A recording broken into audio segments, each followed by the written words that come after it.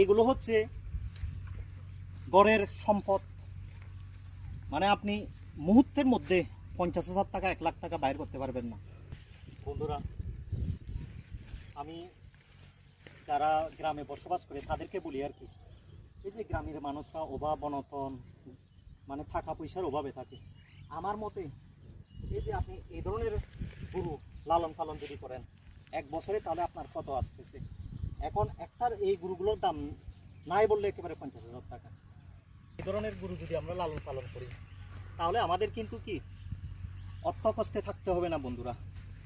তো এগুলো হচ্ছে গড়ের সম্পদ। মানে আপনি মুহূর্তের মধ্যে 50,000 টাকা 1 লাখ টাকা বাইর করতে পারবেন না। এই যে এইগুলোর থেকে বাইর করতে পারবেন। তো এই গরুগুলো লালন পালন করলে কিন্তু প্রচুর লাভ। তো আমি গ্রামের মানুষদের বলি, আপনারা নিজের টাকা পয়সা না থাকলেও মানুষের যে বর্গা দেয় বা গরু পালন করার জন্য দেয়, এভাবে হলেও আপনারা পালন করবেন, তাহলে আপনারা অর্থ কষ্টে ভুগবেন না, ইনকামের সোর্স একটা বাইর হবে। তো ধন্যবাদ সবাইকে।